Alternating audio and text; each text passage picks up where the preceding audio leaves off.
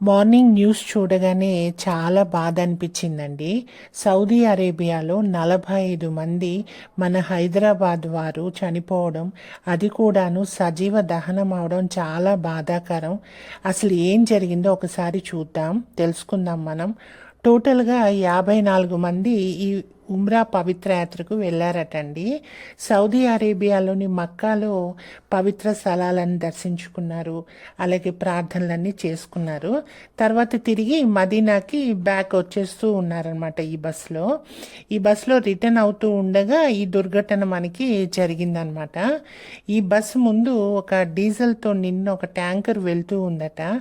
మరి ఏమైందో ఏమో, బస్సు వెళ్ళి గట్టిగా ఆ ట్యాంకర్ని వెనుక నుంచి కొట్టేసరికి మొత్తం సెకండ్స్లో ట్యాంకర్ కాలిపోయింది. బస్సులో మొత్తం మంటలు వచ్చేసి తగులుపడిపోయిందట. అటుగా పోతున్న ఒక కార్ డ్రైవర్ చూసి ఫోన్ చేశాడు. సో ఈ ఫైర్ ఇంజిన్ వచ్చేసరికి సెకండ్స్లో మొత్తం కాలిపోయిందట అండి. ఎంత ఫాస్ట్గా అంటే అంత ఫాస్ట్గా కాలిపోయిందట. మీరు గమనించినట్లయితే ఆ ట్యాంకర్స్ మీద కూడా రాసి ఉంటుందండి, హైలీ ఫ్లేమబుల్, డిస్టెన్స్ మెయింటైన్ చేయండి అని. ఓన్లీ ఆ బస్సులో ఇద్దరు బతికి బయటపడ్డారట. ఒకరు డ్రైవర్, ఇంకో అతను వచ్చేసి షోయబ్ అనే ఒక వ్యక్తి అనమాట. అతను ఏం చేశాడంటే అద్దాలు పగలు కొట్టేసుకొని బయటకు వచ్చేసాడట. యాక్చువల్లీ ఈ ఇన్సిడెంట్ నైట్ 1:30కి జరిగింది సౌదీలో, మదీనాలో. ఆ టైంలో బస్సులో అందరూ అలసిపోయి నిద్రపోతూ ఉన్నారట అండి.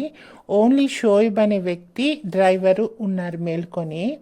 సో ఇన్సిడెంట్ జరగగానే ఎమర్జెన్సీ ఎగ్జిట్ పగలు కొట్టేసి ఈ షోయబ్ అనే వ్యక్తి బయటపడ్డాడు. అలాగే డ్రైవర్ కూడా కిందకి దూకేశాడట. ఇద్దరూ సేఫ్గానే ఉన్నారట. షోయబ్కి మాత్రం తలకి కొంచెం గాయాలయ్యాయట అండి. సో అతన్ని దగ్గరే ఉన్న జర్మన్ హాస్పిటల్లో చేర్చారట. ఫస్ట్ ఎయిడ్ అవ్వగానే అతన్ని కూడా డిశ్చార్జ్ చేస్తారట. మొత్తం 54 మంది ఈ యాత్రకు వెళ్ళారండి. అందులో 11 మంది దాకా 3 ఇయర్స్ లోపు చిన్న పిల్లలట అండి. యాక్చువల్లీ వీళ్ళ షెడ్యూల్ ఏ విధంగా ఉండిందంటే 9th హైదరాబాద్ నుంచి బయలుదేరి 23rd తిరిగి హైదరాబాద్కు వచ్చేయాలి అని ప్లాన్ చేసుకున్నారనమాట.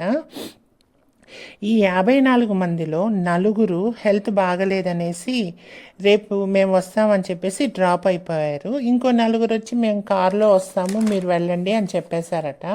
సో ఆ బస్సులో డ్రైవర్తో పాటు 47 మంది ఉంటే డ్రైవరు షోయబ్ బతికారు కాబట్టి మిగిలిన 45 మంది ఈ దుర్ఘటనలో ప్రాణాలు అనేవి వదిలేశారండి. కుటుంబ సభ్యులు అంగీకరిస్తే అక్కడే అంత్యక్రియలు కూడా జరపాలని నిర్వహిస్తున్నట్టు కూడా గవర్నమెంట్ అనౌన్స్ చేసింది. సో ఈ దుర్ఘటన ద్వారా మనం ఏం తెలుసుకున్నాం అనంటే, నేనేం చెప్తానంటే, మనం డ్రైవ్ చేసేటప్పుడు ముందు వెహికల్కి మనకి కొంచెం డిస్టెన్స్ అనేది మనం మెయింటైన్ చేస్తూ డ్రైవ్ చేయాలి అని నేను అనుకుంటానండి. డ్రైవింగ్ చేసే ప్రతి ఒక్కరూ పాటించాల్సిన ఫస్ట్ అండ్ ఫార్మోస్ట్ స్టెప్ ఇది కొంచెం మెయింటైన్ చేస్తే యాక్సిడెంట్స్ అనేవి తగ్గుతాయి. Okay, thank you.